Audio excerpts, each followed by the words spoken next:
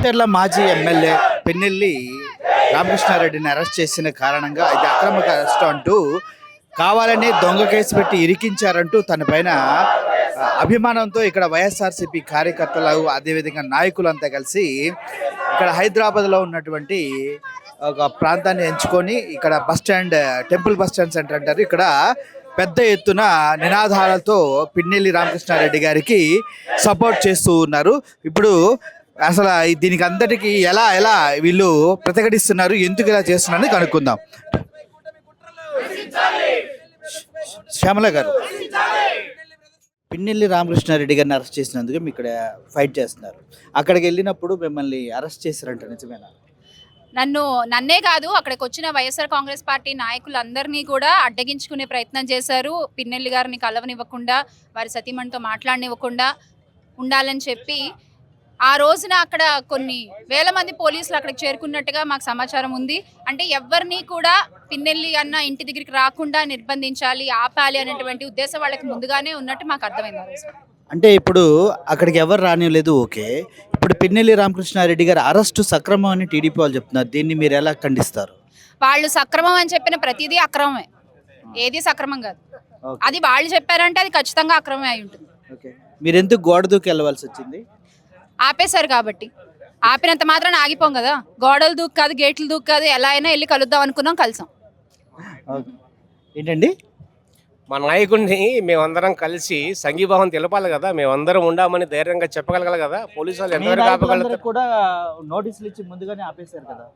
మా నాయకులకి ఇచ్చారు, ఓకేనా. భారత రాజ్యాంగంలో ప్రజాస్వామ్యంలో ఎవరి దగ్గరికి ఎవరికి వెళ్ళి హక్కు ఉంటుంది ప్రాథమికంగా. మేమేమి గొడవలు చేయలేదు, విధ్వంసాలు చేయలేదు, దుర్మార్గాలు చేయలేదు. మా నాయకుడిని కలవడానికి వెళ్ళాం, సోదరు వచ్చింది, అలా కలుద్దామని వచ్చింది. ఒక అన్న కలవడానికి చెల్లెలు వచ్చింది. దుర్మార్గంగా పోలీసు వాళ్ళు వ్యవస్థను దుర్మార్గం చేసి ఆపారు. మీరు ఎలా చెప్తున్నారు? సొంత ఫ్యామిలీ మెంబర్స్ ని అలౌ చేయలేదు, పిన్నెల్లి రామకృష్ణారెడ్డి గారు తమ్ముడు వచ్చి తీసుకెళ్లే వరకు. రెడ్ బొంగు రాజ్యాంగం పరిపాలన అంటే అదే కదండి. ఇప్పుడు సొంత కుటుంబ సభ్యులను కూడా కలవాలి, అర్థమేంటి చెప్పండి. మరి దుర్మార్గమే కదా, కలవకూడదని ఏం లేదు కదా అక్కడ.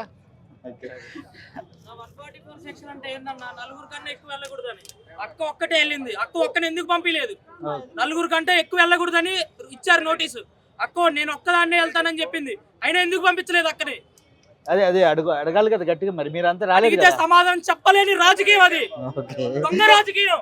ఆ రోజు ఫస్ట్ రోజు ఇన్సిడెంట్ జరిగిన వెంటనే ఎస్పీ గారు ప్రెస్ మీట్ పెట్టి ఏం చెప్పారంటే, ఇద్దరు టీడీపీ కార్యకర్తల మధ్యన జరిగిన గొడవ ఇది, వారిని వారు చంపుకున్నారు అని చెప్పి ఒక బ్యూరోక్రాట్, భారత రాజ్యాంగంలో గౌరవప్రదమైనటువంటి పొజిషన్లో ఉన్నటువంటి ఒక ఎస్పీ గారు, ఒక ఐపీఎస్ ఉన్నటువంటి మాటకు ఉన్నటువంటి విలువ ఈ రోజు రెడ్ బుక్ రాజ్యం, ఈ ఎర్రి బుక్ రాజ్యాంగంలో ఏ స్థాయికి దిగజార్చారనే దానికి, ఒక ఎస్పీ చేసిన వ్యాఖ్యలకు, ఆయన చేసిన విచారణకు ఏ స్థాయి విలువిస్తున్నారనే దానికి, ఈ బాబు పాలనలో ఏ విధమైనటువంటి కుట్రపూరిత పాలన జరుగుతున్నాయనే దానికి కేవలం ఎస్పీ గారి మాటకు విలువలేని తనం అనేది ఒక నిదర్శనంగా చూడవచ్చు మనం.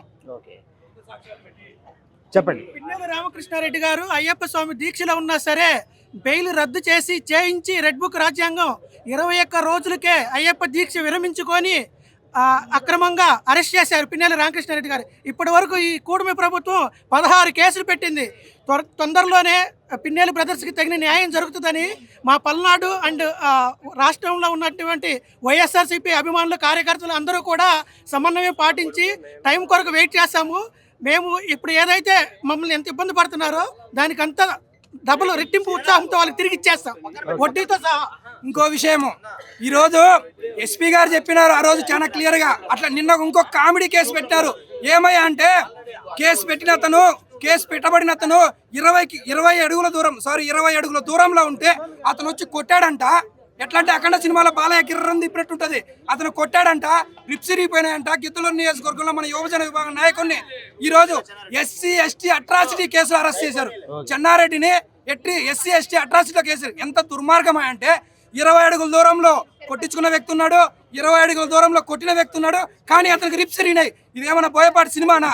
ఏమయ్యా బాబు, నువ్వు బోయపాటి సినిమానా? ఇది రెడ్ బుక్ రాజ్యాంగమా? ఎర్రి బుక్ రాజ్యాంగం కాదా ఇదే? దీన్ని తీవ్రంగా ఖండిస్తున్నాం. దీనికి ఖచ్చితంగా తగిన మూల్యం చెల్లించుకోవాల్సి వస్తుంది. మీరు తస్మాత్ జాగ్రత్త.